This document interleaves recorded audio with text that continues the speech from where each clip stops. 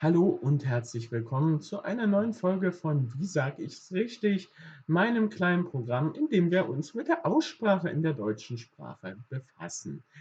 Wir haben heute folgendes Thema: Wir sprechen heute über das E. Das E ist ein Laut, der sehr vielen Leuten, Probleme macht. Er kann als E oder auch als ausgesprochen werden. Das ist unterschiedlich.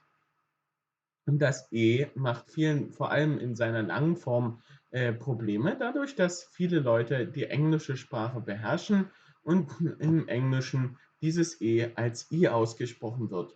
Ähm, Öfter befasse ich mich mit diesem Thema, von daher, wisst ihr mehr oder weniger, welche Konsequenzen ein Fehler beim E haben kann.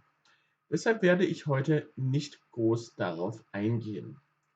Heute befassen wir uns nur damit, wie man das E richtig ausspricht und fangen mit dem langen E an.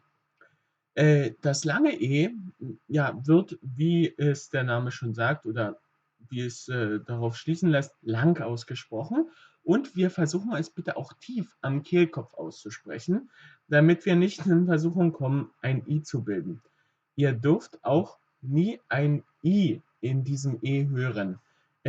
Das braucht Zeit, das geht leider nicht sofort, also man kann es nicht sofort lernen. Deshalb bitte ich euch auch, sehr viel zu üben und immer mal wieder zu versuchen, dieses E richtig auszusprechen. Und zwar, möchte ich euch jetzt zeigen, wie man dieses E in der Langform richtig ausspricht, Entschuldigung, richtig ausspricht. Wir versuchen, es tief zu sprechen. Am Kehlkopf müssen wir eine Vibration fühlen. Am Gaumen dürfen wir keine Vibration fühlen, also vielleicht ein kleines bisschen, aber die Hauptvibration fühlen wir am Kehlkopf. Und zwar dürfen wir am Anfang wie immer übertreiben und sagen E, E. Der Ton bleibt gleich und geht lang raus. Danach, wenn man es richtig kann, sagt man E. Ganz normal. Man führt aber auch ein bisschen eine Vibration am Kehlkopf. Also, wir übertreiben tief am Kehlkopf und lang E. Die kurze Form ist einfacher, da ist es einfach nur ist ähnlich wie das in der kurzen Form, was wir vor ein paar Wochen hatten. Deshalb langes E am Kehlkopf und tief zum Anfang E und kurzes E, einfach nur Gut, gucken wir uns einfach mal Beispiele an. Wenn es nicht sofort klappt, bitte keinen Stress, das kommt mit der Zeit. Es gibt auch, soweit ich weiß, ja, man kann es mit der Zeit lernen. Also mit der Zeit, macht's Klick und dann spricht man es richtig aus. Das kann aber eine Weile dauern. Das kann auch Jahre dauern, aber bitte übt und versucht es richtig zu machen. Na gut, befassen wir uns also mit dem E und kommen zu Beispielen. Ich habe heute folgende Beispiele für euch. Ich trage sie euch kurz vor. Ja, und zwar dürft ihr wieder die Untertitel einschalten und könnt dort die Übersetzung dieser Wörter sehen. Äh, aber ihr könnt auch selbst im Wörterbuch suchen und, wenn ihr Fragen haben solltet, könnt ihr mich gern fragen.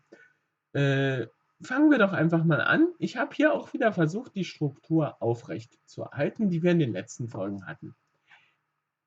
Ich spreche das Mehl, die Ebbe, der Tee, die Ehe, das Elend, die Ecken, geben, extrem, ehrlich, die Enkel, der Esslöffel, die Ermahnung, die Ermahnung.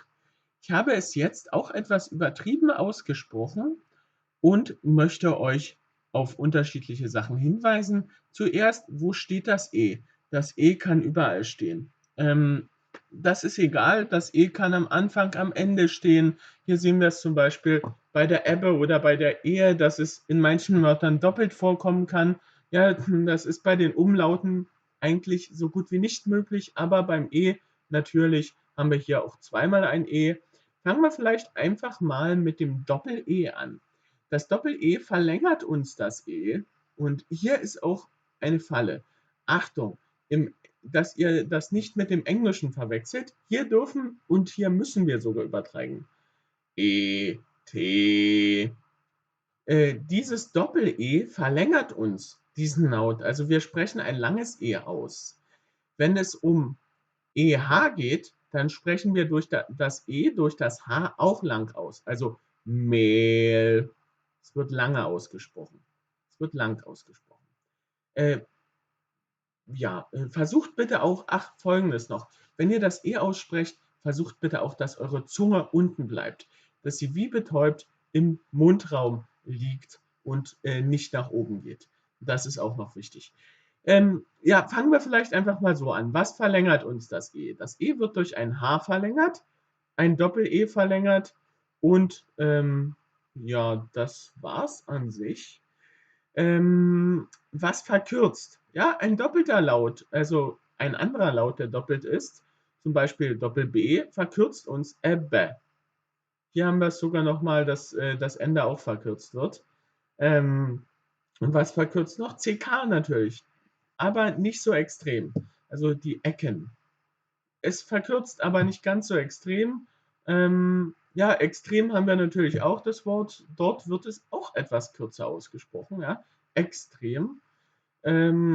Also, wie gesagt, das X verkürzt uns CK und ein doppelt auftretender anderer Laut verkürzt uns dieses E auch.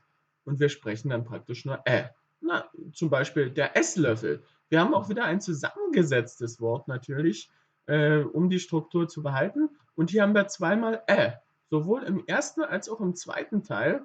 Also wir müssen das gar nicht auseinandernehmen. Hier haben wir einfach S und Löffel. Esslöffel. Wenn es um die Ehe geht, haben wir wieder etwas Ehe.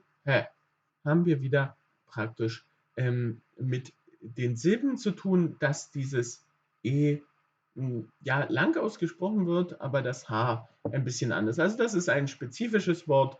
Dort sagen wir praktisch Ehe. Äh, das war es dann eigentlich schon. Ach nein, doch noch etwas. Zum Beispiel guckt bitte mal auf das Elend.